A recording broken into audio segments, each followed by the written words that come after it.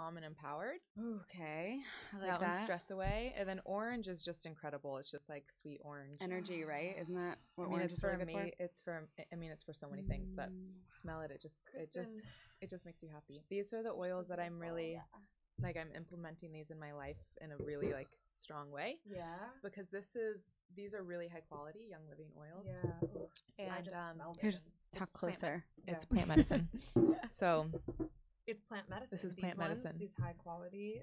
Well, essential oils are, but they haven't really been respected as such, you know? Because people kind of think of them as incense and just like things that smell good, but really if you have high quality oils and you use them in a way, just like any plant medicines, they're really strong and really potent for physically and emotionally. What physical ways do you implement them? Just like on the temple, or do you do so like you can diffuse them, obviously. You can do a scent tent where you put 3 and like do Oh, I've never done multiple. And then that can just relax your whole body. You can put them on your temples, roll-ons. I ingest like these white ones are vitality oils, so you can ingest them. Like I have lemon essential oil in my water. Oh, nice. Yeah, because I know non-high grade, it always says do not ingest. And it's like, well, then you're not. Yeah. Oh, frankincense oil. I've been putting it. I mean, frankincense can be used for like meditation, so many things. But I've been putting it in my skin oil and using it on my skin because it's really nourishing for the skin and for fine lines. And so many uses. Like, I mean, I don't even know your age, but you're just so glowy and beautiful and like bright, very radiant. Yeah, healthy. I got some sun today, so that also helped. Beautiful out today. So did I. Me too. And this nice ring light. Yeah. You're very glowy because of that. And I know you take care of yourself, so I know that's part of it. Yeah, I'm learning. It's interesting being in LA because I've always been in like Peru and Ojai and like really shanty places, and so being in LA, I've had to like my nervous system is fired in a different way, so I have to take care of myself in new ways that I'm just waking up to, and like doing a lot more physical like body work, like really with amazing body workers and things like what this. does that mean exactly? So body workers who are really like they have a purpose for their session, so whether that's like a chiropractor that's really like in tune, or there's some like body workers who are also do in the healing realm that are more like Reiki. No, like there's this one guy I'm working with. He works with the fascia, but he's also really in tune with the lymphatic system and the body, and just so you leave a session like that and you feel like you're living in a new body. And he worked with the lymphatic system all the way up to my throat, and it was like the same effect of having a Yoni massage. Okay. I had such a beautiful deep release, and it was like all the times where I didn't say what I wanted to say that he moved through working with the lymph system. But I mean, you have to know the body, and you also have to be in tune with like the emotional and energetics of the body to work in that way. I mean, we're gonna have to back it up. Yes, but like I know where you're at on your journey. Well, last time I talked to you was like you're working on okay. You're working on seeing how intricate you can get with your body, right? Like you were talking about that on the retreat. But I feel like we should just go way like all start at the basics. Where did this begin? How do you describe like what you do and then let's work forward. Let's go backwards and let's work forward up to Yoni massage. I have questions about that too. That's what I'm wanting to totally. Well, that's an epic journey that you just spoke to right there. I would say that it began in San Francisco. Okay. I was living there, working in real estate. My dad's in real estate. My dad is too, and so I was I spent a lot of time with my dad. We had a beautiful connection, and so much of how I expressed myself in my life was influenced by my dad. And so I was in real estate, but really felt really unsettled. You know, there was like this hunger, and I was constantly reading and researching, and things just I didn't feel at home. Satisfied. Yes, like, exactly. And so and how long ago was that? That was probably what year was what that? year is it now? 2019. Yeah, so probably 10 years ago. Okay. Yeah. And so I spent every single weekend at a yoga retreat or just a workshop, just learning so much. I ended up specializing in health and wellness retail real estate. Okay, like for where yoga studios are going to open up or something. Exactly. Okay. That's awesome. That's so specific. I didn't know that was like. Well, I became like special. I became so knowledgeable in the cool. market. You know? Yeah.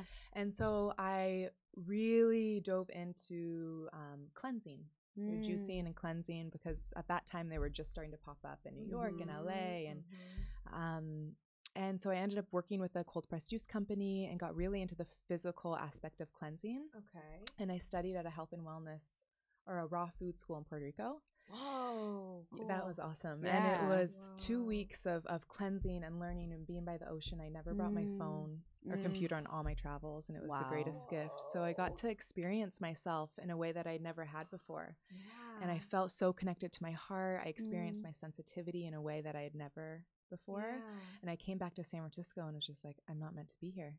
Whoa. Yeah. Yes.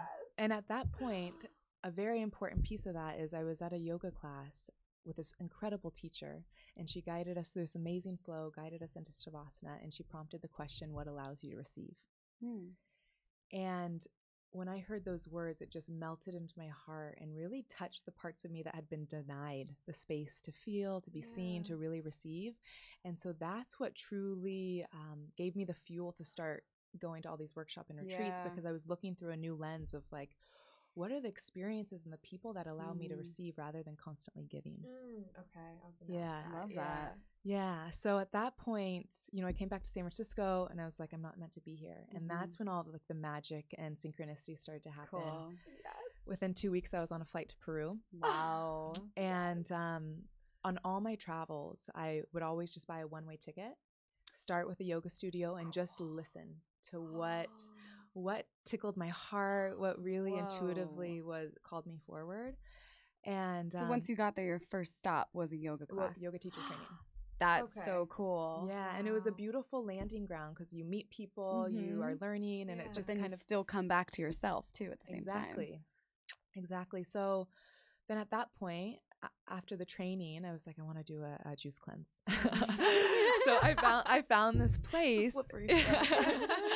I found this place 45 minutes away in the Sacred Valley. I was in Cusco at the time, and I showed up. I just literally showed up at this retreat center. It happened to be my now husband's retreat center. Whoa. No way. I didn't know it at the time. Whoa. I love knowing that. Yeah, that's cool. So I just walked in the door, and oh my gosh. it wasn't love at first sight. Okay. It was a journey to love, but that's another story. I just know how great you guys are now. Like I hear about your relationship, so I'm like, whoa, that's where it started. That's where it started. Your intuition. Wow. Yeah, listening and walking, and so that ended up being my home base, that retreat center. For the next 3 months, I volunteered there, and I would leave and go on different yoga, plant medicine retreats or meditation retreats. But ultimately, I was volunteering at the center. He worked with people that were struggling with cancer, and he used a bunch of different modalities. So I was there just volunteering, working with the colonic machine and juicing, and it was incredible. I was there for 4 months, and then I came back to San Francisco, and I knew being there that I wasn't really meant to be there. And at that point, I'd really connected with Vedic astrology. Okay, yes, and this is Eastern astrology. Jyotish, yes. What is the difference between that and the astrology we know? I'm not the specialist, so I don't feel comfortable explaining that in full detail. I've just always connected with Vedic astrology. It comes from the Vedas, which come from the Himalayan mountains. It's connected with Ayurveda. But it's still stars? Of course, yeah. Interesting. Yeah. I don't know nothing about this. I want to find out more. Yeah, you can be a different sign in that than potentially, because it's a little bit different system. Oh, cool. Yeah. I think it's like 7 degrees apart. So depending on your date and time. Yeah, exactly. Interesting. Yeah. So I connected with a Ayurvedic doctor, and he's a medical astrologer. And he had told me, to put it very briefly, write down the name of this degree and go get it. Write down the name of the school and go get a degree for the sake of credibility. So yeah, I took that in, and I looked up this degree, transpersonal psychology, and I was like, my heart was like, yes. Yeah. So I ended up applying to graduate school. But at this point, I had also left for Asia. Sorry, the story kind of goes in different places. Yeah. You've been all over. You've been all over. I spent 7 months in Asia, and the theme of that journey was really Tantra in my body. So that's when, I don't know if you've ever been to Asia, but never. I want to. It's really, it's a feminine feeling. Like South America is much more like earth, like body, where Asia has more of a lightness and femininity, and so I really every person, every teaching that came onto my path was really about connecting with the body, connecting with women, connecting with my womb. And at this point, Dennis, my husband, and I were Skyping and emailing and slowly falling in love. Yes. And so yeah, that was 7 months there, and I came back. And a little side note, prior to this, I hadn't had my menstrual cycle in 3 months or 3 years. Whoa. 3 years. And because of a blood condition I have, every doctor tried to put me on birth control, but I couldn't because of this blood condition. Yeah. So at a certain point, I was just kind of like, whatever, I don't really care. Yeah. You know? It's kind of nice not getting your period. Well, that's I got my IUD. It's kind of nice. That's what I thought at the time, you know? But this whole journey of coming home to myself and coming home to my body, I was longing for that connection. I was learning how important the menstrual cycle is, the connection to the earth, the connection to ancient wisdom, to ourself. And so I was longing for that connection again. And at the end of this 1-year journey, my menstrual cycle returned. Wow. Yes. And it was such a profound teaching for me around the subtle language that the body speaks, and that it's just really asking for our presence. Up until that point, I was so disconnected from my body. I was so disconnected from how I felt. And it was people are. Yeah. And it was hard to really drop in, but it was such an incredible journey. And so I came back and I started my 2-year graduate school program. And during that time, I really focused on the second chakra, the womb, the pelvic bowl, and sacral chakra, right? Exactly. Okay. And the connection with the throat chakra, because they're intimately connected. So my graduate school program was this incredible container for me to really dive deep into those subjects and really get clear on my mission around supporting women with connecting with their body and just their sacred anatomy, and then feeling empowered to communicate from that place. So that was an epic year of my life. Sounds like it. And that was just the beginning. I mean, yeah, because that's already a while ago, and I know you've done so much since then. So, okay. Well, how did you two meet for listeners? Yeah, actually, talking about the connection between the sacral and the throat chakra, I learned that from you from the workshop. That's how we met, and I then came and talked about it on the podcast because I was so excited by it too. Amazing. So Kristen held a just intimate group of women workshop about our sacred anatomy and like legit looking at the female anatomy, which a lot of us don't even know where stuff is laid out. And you spoke on that, on how the anatomy is reflected between the throat and the cervix, and also the anus, I now know is and also the pleasure and the, you know, if you can get empowered there, empowerment with your voice and the connection. But yeah, we met there through Angie, our sister, the angel Angela. And you also talked about Yoni Massage there. So, and about, what else did we talk about there? A little bit, we touched on the cycle and like. Was this the same retreat where you wrote down your beliefs? No, that's way more recent. This was probably a year ago. Okay. So it's amazing that you're here now on the podcast. Full circle. Full circle. Yeah. But I remember you mentioning that there, and oh gosh, I am so into this work right now too that I'm like flustered on where to even begin because a lot of the things you've already said, people probably don't even know what we mean. Like, first of all, sacred anatomy, talking about pussy, talking about like our womb space, our pelvic bowl, and like even the cervix too, which holds so much. Like all of it holds so much for us. I mean, I think people who do yoga and stuff have heard like your hips hold emotion. Maybe that's like some basic knowledge for some people. Yeah. But we hold so much in our womb space also.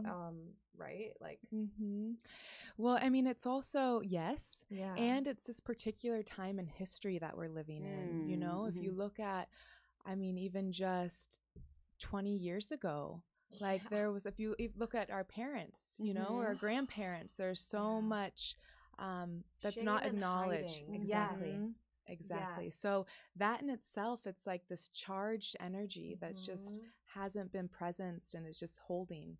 So that in itself is like we're in a time where it's like nothing nothing can be hidden. Yeah. You know, so anything that's hidden is like holding something.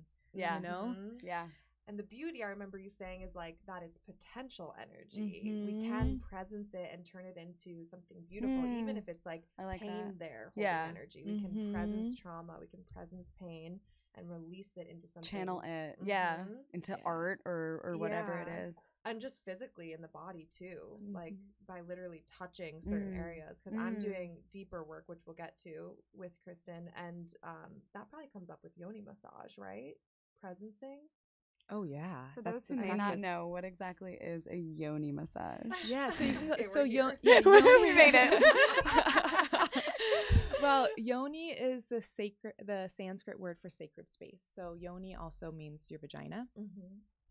And a Yoni massage or pelvic floor massage is a really sacred bodywork session that focuses on massaging, you could say, the inner vagina, and it consists of genital mapping. So a lot of women don't even know the inner landscape of their vagina, you know, the perineal sponge on the lower side, or the A spot, the G spot, so that in itself is like, whoa, I'm living in this body and I don't really even know it. So just from starting to get to know ourselves, it's super empowering. But this is, just to clarify, this is not masturbating.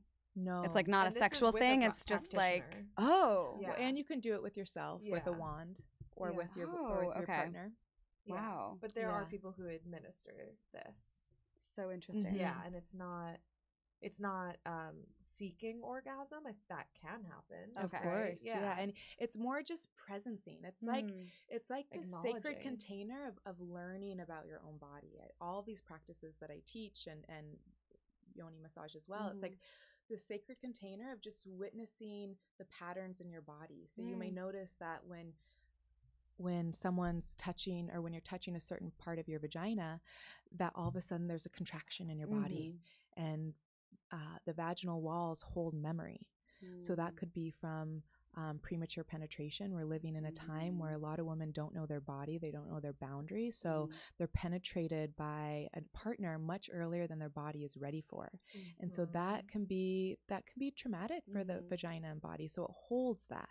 You know, the cervix, if it's not ready, I mean, the cervix is incredible. When it's aroused, it knows that it doesn't want to be hit, so it moves upward. But if your body's not properly aroused and it's getting pounded, then that's hard for the sacred, sensitive cervix, you know? It's no wonder then why sexual assault is so traumatizing and why it brings so much PTSDs, because like it's not only a mental thing, it's like literally physiologically, physically. Yeah, and I want to speak about trauma too, because there's like a whole spectrum of trauma, you know, like on one side you have people who have experienced rape or assault, and then on the other side, I believe every woman and man carries some degree of trauma because of the culture that we've been raised in, you know, so there's a trauma of just being disconnected from the body. You know, I myself have been so blessed that I haven't never experienced physical assault from another. However, I've been influenced and really shaped by the culture and the familial and religious conditioning, where I've been in a journey of integrating shame, that of how I can really express or really experience pleasure and embrace, and you know, so there's a wide range of trauma, and that's why I think for every woman it's this invitation to really reclaim our bodies and get to know our bodies as our friend, and with a sense of playful curiosity, because there's so much to share, and when we have that openness around what's possible, there's like so much magic in that. You're smiling so wide, and I can feel the joy and like hope and faith that you have, and it just like it inspires me. It makes me feel like seeing how like optimistic you are about it makes me feel good. And I'm relating so much, and I'm really realizing lately I'm having this like great awareness over the fact that we are doing this podcast from LA, where we are surrounded by a lot of like-minded open people which can talk freely about this, but we have a lot of listeners who are like I was when I was younger and living in Ohio and surrounded by, like you're talking about, religious or familial pressures and shame and hiding. And I did not know what my pussy looked like until I was out of my breakup, many months out of it. I really truly didn't. First of all, I lived in a 1-bedroom. I didn't really have the space to have solo sex or masturbate much. And not that that's the only thing, it's no, but but like part of it. But also I just had the shame and the hiding and didn't think, I assumed I didn't look normal or whatever. Like definitely didn't think of a pussy as beautiful at that point. And since living on my own, found all of that, and through the book Pussy, like I could not even say this word before. This is crazy. I would like stop people when they said it. This is called liberating language. So you can feel when there's a word like pussy or anus or vagina, like when you say it and it's like, ooh, that makes me uncomfortable. That's an invitation to say it so many times until it's normalized. Loses its power. Seriously, because now I love it. And like and as the listeners already know, I greet my pussy every morning. Good morning, gorgeous. And now I greet my anus too. Great. I spread and I'm like, you're gorgeous. Because it is work to unlearn and undo all that shame and hiding. Like I have to practice that. It's a practice.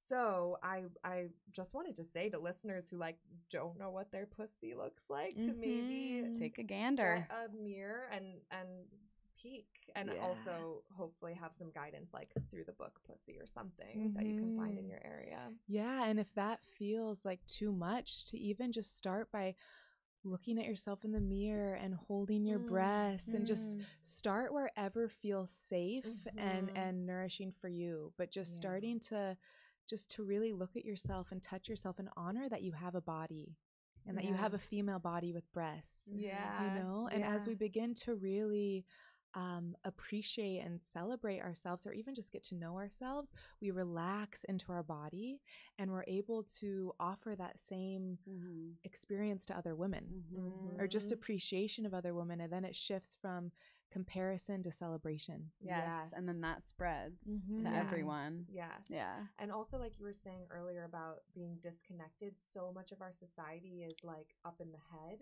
A lot of people, I think, really, because I mean, I'm a baby witch in that area still. I'm still learning to practice to keep remembering to drop in and like keep remembering that my intuition or my pussy or wherever it sits for you knows what I need. My body knows. Like my body is way more developed and smarter than my head. I believe.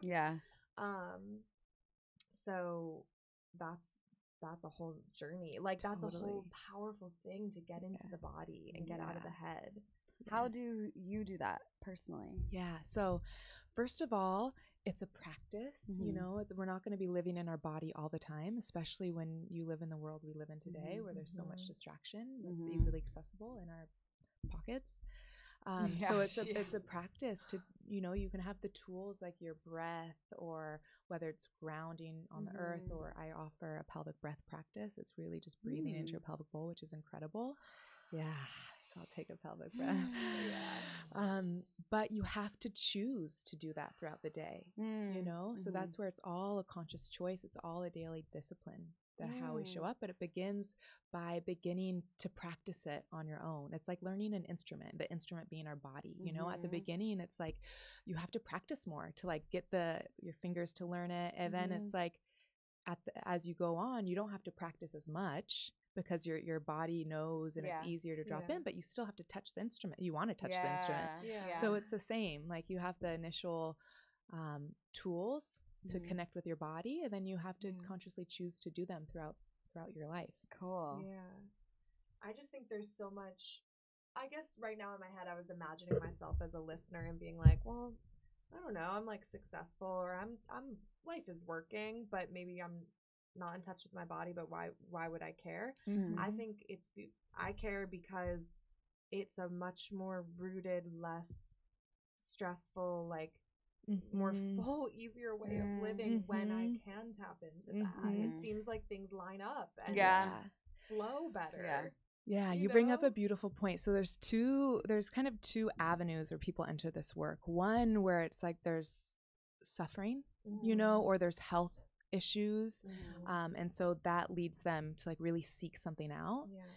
And then, and I started with that, and then I shifted over to this other avenue, which is like, I was so curious by this, like, I mean, of all the places I've traveled to, of all the like things I've learned, my body has been like the most rich of teachings. So at this point, I'm like, the only teacher I need is my body, and then maybe some plants every now and then, but is my body. And so there's that curiosity of like, what is possible in here. And also, like, for people who want to expand your capacity for sexual pleasure, it's like that's limitless. Like the more you get to know your body, the more that is possible to receive. And then like you say, and then like you say, it's also like for inspiration, you know, because you can only like create so much from the mind. It's like you need to really tap into something that's much greater than us, you know, the divine orchestration of the magic of life. And I feel the body is attuned to more than the cerebral, you know, right? That's the root. When we're talking about the pelvic bowl and the womb and the vagina, that's all the root. So if you think of like a tree, like if you think of the root of a tree, that's where it's grounded. That's where it's connected to its nourishment. That's where it's connected to community. So the root of our body is an incredibly rich and just inspirational, informative place to live from in our body, and it's just much more peaceful than living in our mind. Which is a big one for me, the peace of it, like when I can tap in. And then also when you're breathing and connecting with your pelvic bowl, just how the nerves work and energetically the meridians, you're so connected with your heart, so you can't not be in your pelvic bowl and not be in your heart as well. So they're so connected. And for women, I really feel like that is the central heart, you could say. Like that's our deep heart. You know. So true. Okay, let's talk about pleasure. I feel like it was good to back it up, because I think the deepest pleasure comes from doing the work of healing first, or as you go. And I know you talk about in our teachings, presencing numbness. It's the numbness, pain, and pleasure are like the three things we have going on in our sacred space. Whoa. So we want to hopefully discharge pain, charge numbness, expand pleasure. Whoa. Yeah. Do you charge numbness to turn it into pain to eventually turn it into pleasure? Is that the idea of saying charge numbness? So numbness is lack of sensation. So all sensation, the reason we experience sensation is because of nerves. So it's the way our pelvic bowl is innervated that it offers the potential to experience hopefully a lot of sensation, pleasurable sensation. So when something's numb, it's because it's like been desolate. You know, that's like there's been no activity. So it's like in terms of energy flow, there's stagnation. So you want to presence that numbness to just return life to it. You know, so that's why working with like experiencing Yoni Massage, or even working with a wand or your own finger, and just through presencing it with the touch or with your breath, you can begin to charge the nerve endings. So like placing your finger or your wand there and putting your attention there as well, breathing into it. Wow. And then this is a beautiful practice, because you're cultivating the habit of being present with your sensations in your vagina. So even if you do experience a lot of sensational aliveness in your vagina, but your presence is in your mind, then you're not going to be able to experience that. So it's cultivating the habit of bringing our present awareness into our pelvic bowl and really being present to the sensations. And I do want to say something about pleasure, because pleasure is one of those words that it's so subjective. Someone can think of pleasure and they can think of like, oh, I have so many orgasms, oh, it's so expansive. Someone can think of pleasure and it can bring up this like, oh, I never experience orgasms. I never, you know, so it's really this interesting word. And so I like to just almost relate to pleasure as just sensational aliveness, you know, and like I can be in this room with the two of you and really feel my body and feel warmth and feel calm. And that to me feels really pleasurable. You know, so it's like expanding our definition of what pleasure means, and it really welcomes in more of the yumminess of sensational aliveness. That's like abundance thinking, basically, with pleasure. Like everything can be pleasure. Exactly. And as we open ourselves to that, we experience more of it. And this the same goes for orgasm, because a lot of women struggle with orgasm. Yeah. So as we like, I even say let's forget the word orgasm and all of the like the things that we've learned about what that means, whether through friends and conversation or whether through porn, and start to, especially with the female body, start to really just listen to the sensations and like maybe that's a mini orgasm, you know, and like a really good laugh is a mini orgasm or like background, like, you know, let it all just be really sensually alive and pleasurable. Yeah. So then, so charging numbness, discharging pain, and all of it is by basically paying attention and giving attention and loving like yourself, right? Time to yourself and doing this work. And then expanding pleasure. So I kind of want to explain what listeners have heard a little bit about the retreat and nice. And but to sum up again or recap, I've been working with Kristen and a small group of women on expanding our sensual aliveness and like it's called awakening expression, right? Awakening expression. So we are working on those three things and also like getting in tune with our bodies, specifically our womb space, and allowing I guess whatever happens to happen, but hopefully expanding pleasure and just expanding that connection to that space. And so we do specific practices. It's 3 months long, and the wand we're referring to is a Thera wand, which is like a pelvic tool that comes from physical therapists originally. Exactly. But it is a glass wand that looks like the shape of an S, and it's about the width of like a middle finger. It's not too big. But you can use it intravaginally or intra-anally. Got it. Okay. Yes. And where does one get one of these? Amazon, baby. They have it all. Wow. Yes. And we're doing guided meditations that Kristen's made that are so beautiful, but we've really done the work slowly over time to even build up to the wand. And it started with just touching our own like arms and feeling the perspective of my arm is being felt by my hand right now, and my hand is feeling my arm, and like that connection. And who listening has ever like taken the time to do this?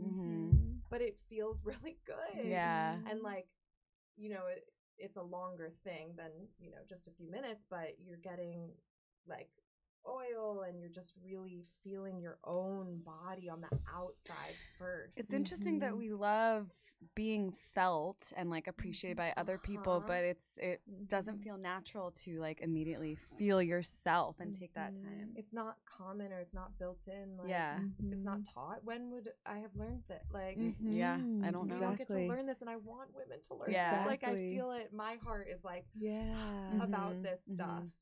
So I'm so happy to be practicing it and talking about it. And then we also have practices with our breasts, like feeling our breasts, and this is my favorite one. I've continued it past the like offered time.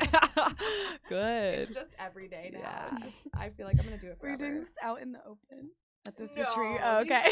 Oh no, not even at the retreat. We took our own private space. This is such a like private practice. Okay.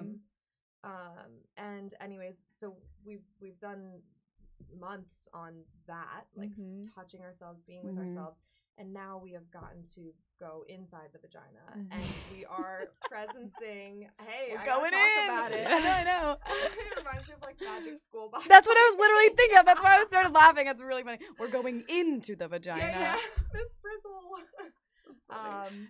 But yeah, we're going in with the wand, and I've been so surprised by my own body. I'm learning, like, I definitely had spots where I didn't feel anything at all. And it's like, it's almost kind of weird because the vagina and the womb already is this like in my mind, like it's kind of the universe. It's like dark and expansive and sort of unknown, but really powerful.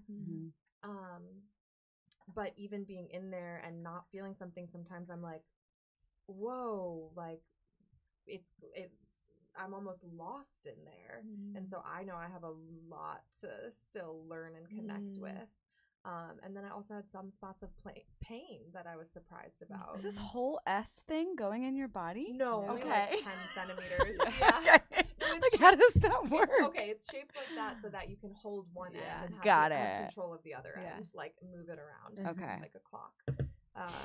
Yeah. Wind the clock. Exactly. Yeah. That's funny.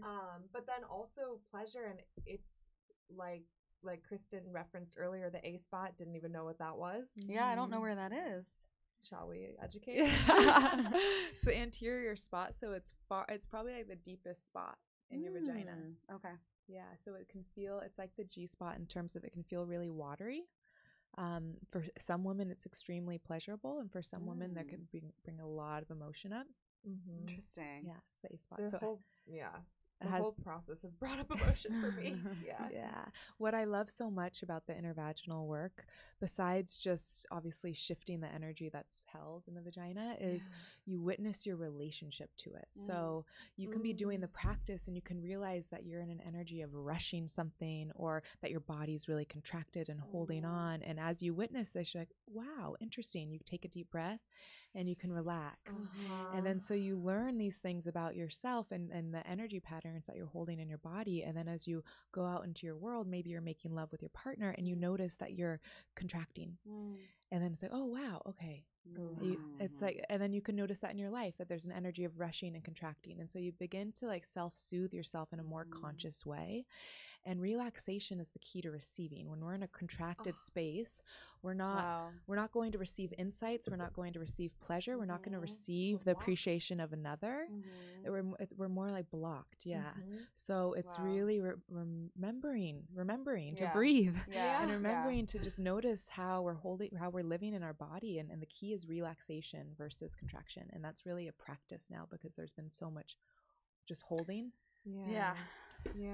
So, and along with that, the meditation that Kristen gave us before we got inside, the external, was so big and important for me, because she prompts throughout. That's the one where you're like touching your arm and just slowly feeling yourself.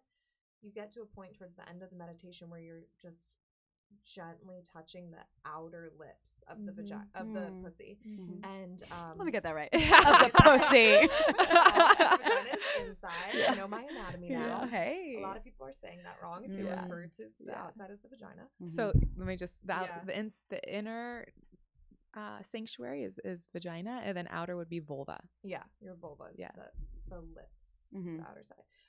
And then you have the inner and outer lips, or as angel wings. Angel wings. As Kristen calls them. I love that. I like that. But like, she has us hold them in that, just hold for a moment, like between your finger and thumb. Wow. Like, who's ever done that? Like, I have not done that. Yeah, and I've done a lot of things to my pussy. I've never done that. And it's like, it just to be by myself, no one's around. I am, and then I can feel safe. Like, I can start there and start to feel not ashamed, not hiding, because like she says in the meditation, those inner angel wings, the inner, folds or lips, have a really big energy of hiding and shame.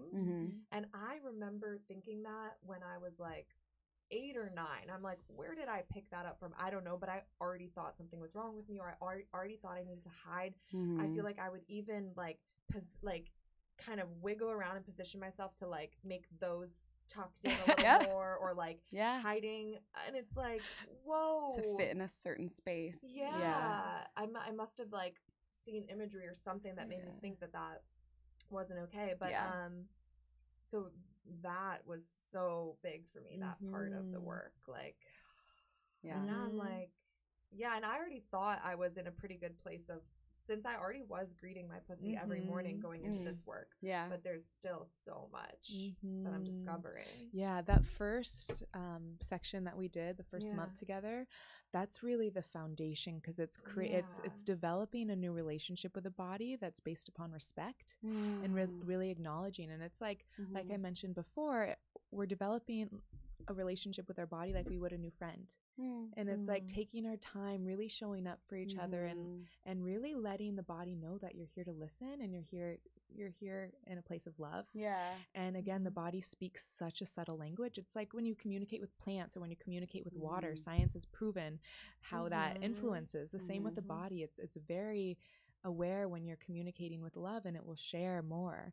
And so before we go into the more sensitive work in terms of intervaginal work, the cervical work, it's like so vital that you develop this relationship with the body and really feel safe and start to have heightened awareness around your own patterns of living in your body. Yeah. Ooh, love that. Yeah. When you think about 10 years ago when you were kind of just starting this journey and maybe you were still doing real estate, how would you describe in like a few words just like the difference of back that what you felt now and what you like patterns of living wise? No, just relating. Like how would you just describe, like, I don't know, I assume you feel more alive now. What's coming up for me is I just feel more true. Like, yeah, there's more of a clarity of how to express myself in a way that feels like authentically me. Yeah. And there's a freedom that comes with that. Yeah. Yeah. And it's like, it's like for a while we live in a box, you know. Many people are still living in a box, but you don't know that you're in a box. Exactly.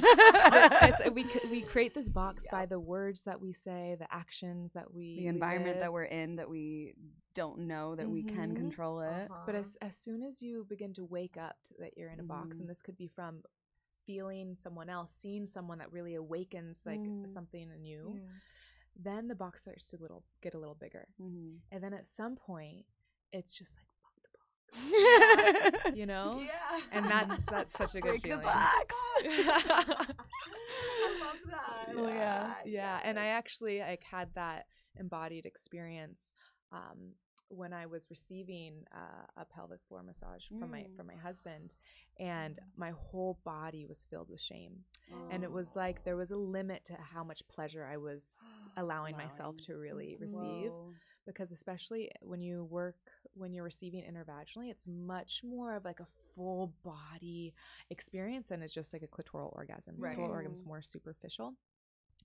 And I just noticed myself fill with shame, and it was like I wasn't allowing myself to really let go, to really be as big as I felt called. And with shame, as soon as you witness it, it's already dissolving.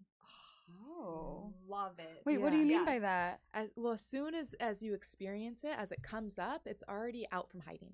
You know, yeah, because like, you have some awareness on it at that point. If it's coming up, if you're really experiencing it in your body, it's one thing to know that it's there. It's another thing to have it really like fill up your body with this like And so as soon as that happens, it's already like lost its hook on you.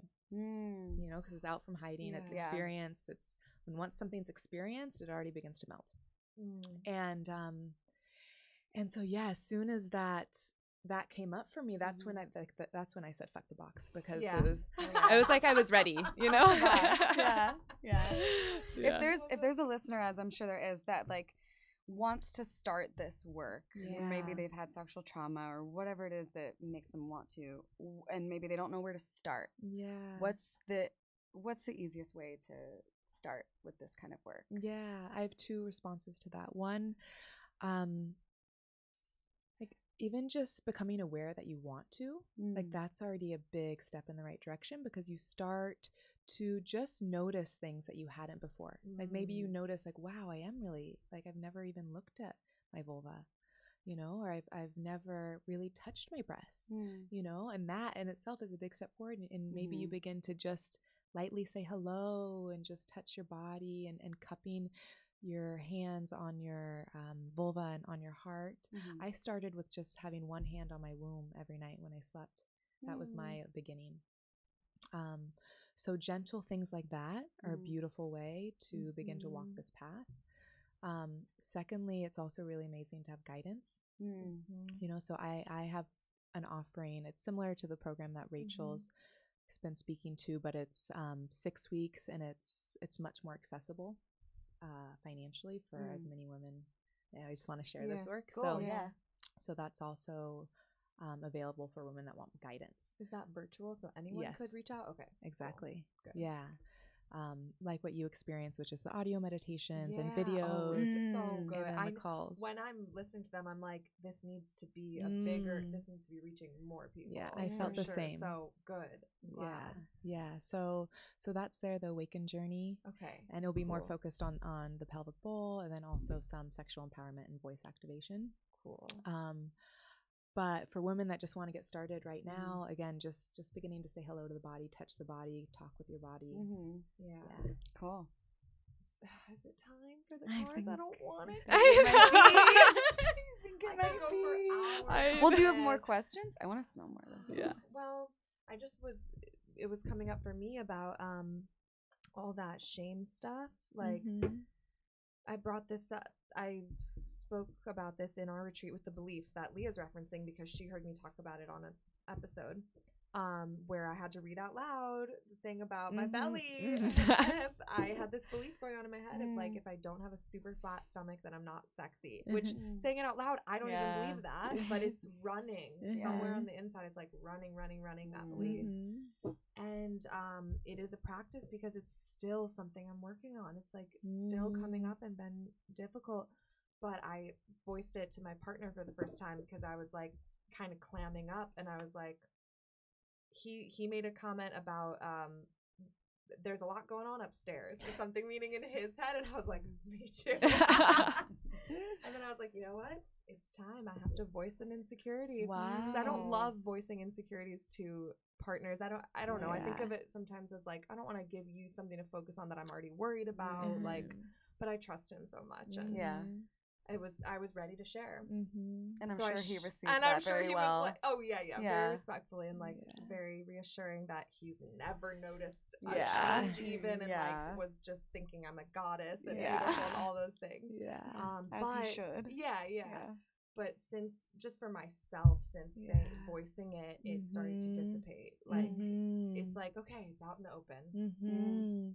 It's something that I am working on changing that belief. Like that's where I'm at. I'm still not. It's still hard for me. But it's out there now. And it's out to the world. And that's so beautiful that you shared it with your love, because to share that intimate space together and to be seen over and over in that is so healing. And that's something I had realized was like, I would spend a week on my own and feel pretty confident because I was in my own space doing our work, like on my own. But then as soon as I was naked in front of another person, it was like new eyes and new wow, we're really being seen. So it's another layer of like potential self-esteem or shame stuff coming up. And then to be seen so lovingly by him is like such healing balm. My man. Aww. He's a good guy. Can shame be prevented? Or can shame be prevented, or is it kind of just like inevitable thing of human life? That's an interesting question. I mean, shame, can it be prevented? I think, like, for example, now we're in a more conscious place for many people, you know, and just in the energetic field that we're living in. And so I think we have a lot of like stuff from the past, you know, the shame that's present. However, moving forward, I think shame doesn't need to have as strong of a hook. You know, it's more like water. Like you're like, oh, I could see how I could be shamed by that, but I'm not going to let it, because you're more. I've felt that. It's like the should. Like a should is a could smeared with shame. Wow. Yeah, that works. So it's like, I feel like the potential to be shamed is like all around, but we're not as susceptible to really being hooked by it. Yeah, and we are becoming more accepting overall, I would say. Overall. We are in a bubble. We are in a bubble in LA. Okay, now it's time. Oh, thanks for that, you guys. Do you do card readings or anything? of your own? No. Okay. I mean, I work with it on my, like, by myself. Yeah, that's mainly what I was asking. Okay, so you work with cards and stuff. Cool. Oh, yeah, we have a lot of cards. I've pulled for Kristen before. Yeah, it was with nice. these? Ishtar boundaries. Oh. How's that working for you? Good. Good. Okay, good. Whoa, if she pops up again, that would be crazy. I don't think she will. No, I don't think so either. Okay, Yeah. let's let you get your energy into those. So just feeling them. Ooh, she's blowing on them. I like that. Oh, so beautiful. I hope you guys watch this. Oh. Okay. Awesome. Yeah. And then actually, why don't you keep them and let's all do a pelvic breath deeply together. And the exhale, relaxing down.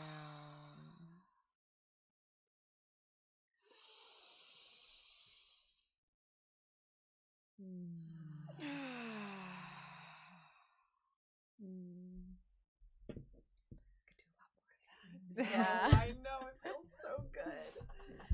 So, what do you want guidance on? Do you want something specific? Question? I mean, I don't really have a question. There's a theme that's very alive in my life: creative expression. Okay. Very cool. Okay. Yeah. Oof.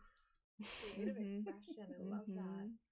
Okay, what does Kristen need to know about How to creatively serve? Okay. Yeah. Cool. Great question. Yeah. Oh, this is crazy. Okay. Wow. What? This is your card. What? Because did you guys notice how two cards popped out when I opened the deck and I looked at them? Yeah. It was this one. Whoa. Yeah, and I was like, she just talked about water and how you should let things roll off with shame. Okay, so sorry, she pulled Solace Bodies of Water, but this card just jumped out, and then I shuffled, she shuffled, and now this is her card. Cool. Amazing. So, can you describe it to listeners? Yeah. There's a really that's so crazy. Beautiful woman with dark hair, beautiful green dress. She's standing very elegantly on the edge of a cliff, and it looks like the surroundings almost like Machu Picchu, like the mountains of Machu Picchu, and there's water flowing down. It's really beautiful. Yeah, it's very powerful. Yeah, okay. The message says, spend time near water, such as a lake, river, or the ocean, to recharge your batteries. Luckily, I live right by the ocean. Oh, yeah, right. Oh, good. But yeah, I have been feeling to actually spend more time in the water now that the sun's coming out, especially. Yes. Yeah. And so the area you wanted guidance on was on creative expression. So I wonder how this water is going to relate. Yeah. I mean, I can already feel like how that. Yeah. I mean, that's more, I mean, when I feel this, it's really like, it's very feminine, it's very intuitive, and it's like, especially as an entrepreneur, you kind of vacillate between the masculine energies and the feminine, you know, and also depending on, I was very much in the first half of my cycle, which is very much like more of the masculine details. I know, there's so much more of like the masculine and details and planning and logistical things, and I'm feeling as I enter in the second half more of like the creative content, time with music, just you know, just being more in the feminine flow. Yeah. Oh. I'm upping because I forgot, like, we didn't even talk about cycles and tracking cycles. Maybe another session. And dancing. But, message from Solace. Water's curative effects are well known and well documented. Since the human body is composed almost entirely of water, this makes sense. Water can wash away sadness, pain, and the ill effects of suffering. Engage in purification rituals involving water more often, and you'll experience an uplifting in your spirit and outlook. Water's magical properties are amplified when you infuse it with your prayers and intentions. Whether you soak in a sea salt bath or bathe in a freshwater spring, you're sure to see the difference that water will make. We talked about how you were talking about how plants and water, how they've proven or how they react with us and stuff. Just feel like this is very spot on. Okay, various meanings. Go for a meditative walk near water. which I know you love to do on your cycle, on your bleed once you get there. I hope that's not too much of a reveal for you. It's okay. All good. We're a little lower energy when we're bleeding, so exercise-wise, I know Kristen likes to go for long ocean walks, and I want to adopt that. Take a vacation near the ocean. Move to a home situated closer to a body of water. Done. Did it. Did it, baby. Swim. Take a sea salt bath to detox your energetic and physical body. Drink more water. Yeah. I just love how you are the type of goddess that would understand the message from this card when you asked about creativity. I'm sure you get that it's like nourishing yourself and letting it flow, right? Like and also it's also a quality of choice as well. Yeah. Like I'm letting myself be in a certain energy, then it's like, okay, I'm gonna shift over into this one. You know? Love that. All right, about Celis. Celis is a Celtic sun goddess. It's a lot of S's. Who oversees bodies of water associated with healing. The fountain of healing water in Bath, England, is named in Celis's honor. Call upon Celis while conducting healing ceremonies involving water, while taking a revitalizing swim or bath, or when you need help arranging your schedule or finances to allow a trip to the ocean or lake. Celis sun goddess. Yes. Yeah. Taking her with me. Hell yeah. Yes, do. Yeah. Okay. Now, we want to do something to just end the reading. Thank you, Celis. Yeah. Third eye, beautiful. Love it. Beautiful. Awesome. Now, if people want to go on a retreat of yours, where can they find you? How can they book that? All that good stuff. Yeah. So I have actually 2 websites. One, KristenAppenrod.com, and then also sacredjourney.earth. Okay. Yeah, so probably sacredjourney.earth has our retreats, and then the Awaken Journey program that I spoke to is under sacredjourney.earth/the Awaken Journey. Would that be women only, that one? That's for women only. Correct. Yes. Okay. Yeah. Great. Unless men are curious. Okay. But yeah, women only. Mostly women only. Okay. And are you on Instagram or Twitter or anything? Or I'm on Instagram. Yeah, Kristen Appenrod. Oh, just to clarify, the awakened expression. Awakened Journey. What was it called? The Awaken Journey. The Awakened Journey. That's women only. Yes. But the sacred.earth. Sacredjourney.earth. That would be anyone could check that out. Yes, of course. Yeah. Just to clarify for listeners, because we do have some guys listening. No, totally. Hi, boys. Totally. Yeah. You're hilarious. And we like to end every episode with a basic blessing. It's something we're grateful for today. Anyone can start. I will. We always say that anyone can start. Me. I just want everyone to feel like they can, but I'm going to start. I'm grateful for birthdays. I went to 2 birthday parties this week, and I'm always reminded when I go to birthday parties that it's just like good people, because it's everyone's already celebrating a shared interest, and it's just good vibes. And yeah, it's really nice to just, the world can be shitty, and it's fun to take a step back and like actually celebrate life. So yeah. Yes. Aho. This is what we say on our I figured. Okay. I'm grateful for the knowledge I've gained about how much we shift as women, how like moving through our cycle, because I did yoga today and I could feel that my energy was right to do it. I was balancing better, and I had tried to go on my cycle, on my bleed, and my balance was way off, and I was so exhausted. And so I'm glad that I'm learning the difference of how it feels when I shift through my cycle. Yeah. Aho. Right now I'm feeling really grateful for 2 things. One, the sun. Just the return of the sun. It's like warming my bones and just feels amazing. Secondly, I'm super grateful. We just moved to LA from Ojai in Peru, and the greatest gift about being here is the accessibility of amazing people. And just being here with both of you, and just having a short drive from my house, and just there's just so many amazing people. So I'm just really appreciating and celebrating that. I love that. Yeah. Aho. Aho. Thank you, ladies. Thank you so much, Kristen. Yeah, it's been so fun. Bye. Yeah. Bye, yeah, bye. It brings solace. Okay, yeah, we'll go take a picture and a boomerang with solace. And then do you, we'll send them to you. Okay. Yeah. But this won't be out for another couple of weeks. Okay. Yeah. Probably 2 or 3 weeks, yeah. Do you have a date for it? We will. Okay. Yeah, there is a date in existence. Do you want to know now? We can figure it out. That would be great. Yeah. Because Josh is this week, right? And then this one? Wasn't there one? A magician. So Oh, Josh Ben. is this week. Ben is So next you'll be week. the 17th. It feels like. Okay, cool. Yes. Is that a Wednesday? Yeah. Okay. That's a Wednesday. That's a Wednesday. Amazing. That was so fun. Thank you so much for sharing and being We could have spoken about so much. I know. I'm going into this. I was like, how am I gonna in one